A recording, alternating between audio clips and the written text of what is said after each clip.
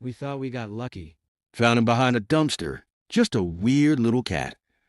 Two big eyes, crooked ears, paws too large for his body. We joked we'd been chosen by the cat distribution system. But he didn't act like a normal cat. He never slept.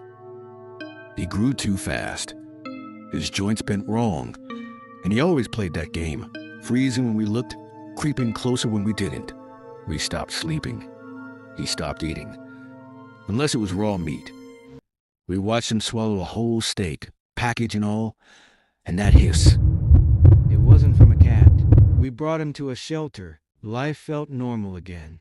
Until the meowing came back. On the hall, too loud. Too low.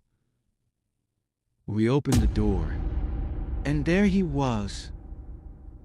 Bigger. Darker. Wrong. Those huge eyes glowing. Waiting for one last game of red light, green light. I saw my first ghost, and I wasn't even scared. I work as a housekeeper at a hospital, and our HQ is down in the basement. They've been remodeling an old room down there into a break room for us.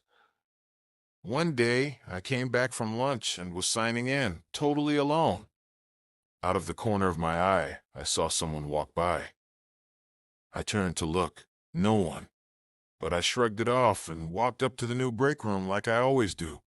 I even said my usual, "Hello there." No answer. Later, I found out the construction crew wasn't even there that day. I swear I saw something. A shadow. A presence. But here's the weird part. I didn't feel scared. The kids were asleep. The house was quiet. Lexi was babysitting for a new family easy money.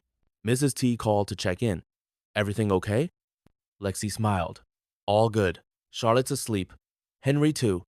He woke up around 10, came downstairs, but I sent him back to bed. There was a pause. Then Mrs. T laughed nervously. I'm surprised he didn't try to curl up in front of the TV with you. Lexi chuckled. I guess teenagers can be shy. Another pause. Then dead serious. Lexi, Henry's our cat. Behind her, the nursery door slammed shut. Charlotte started crying. I ordered pizza from a place that doesn't exist. Uncle Sal's popped up on my delivery app, no reviews, no address. I picked the usual slice. 15 minutes later, it was on my porch. No knock. Warm, but tasted old. Familiar. By morning, the place vanished. Not on the app, not in my history. I asked my mom. She went pale. Uncle Sal's closed when you were 4. The owner died there. You were at a party, you got scared. I drove to the old strip mall. The sign's still up. Inside, the booths. The claw machine. Same pizza box. Then my phone buzzed, late night hunger, reorder from Uncle Sal's. The app's gone. Notifications off. But I can still smell it. And part of me wants another slice. Knock knock. I should have listened to Grandma. She always warned me don't go near the attic, said the dust bunnies would bite. I thought she was just being silly. But after she passed and I inherited her old coastal cottage, I broke that promise. Behind boxes of phone books and Bibles, I found the attic door nailed shut. I pried it open. Upstairs, the attic wasn't dusty. It was spotless, too clean. And there was a small TV. It played a tape of me grandfather's final moments, screaming, pleading, being taken by her. A pale figure, black eyes, mouth like a pit, hair dragging across the floor. Then I heard something familiar on the tape me 5-year-old voice, a recording of the day I heard knocking from that very attic. I screamed at the screen, "Leave her alone." She turned, stared right at me. The video ended. Then knock knock. I turned around, and just like in the tape, she was there, smiling. My grandfather warned me. The hills of South Serbia are haunted. I didn't believe him.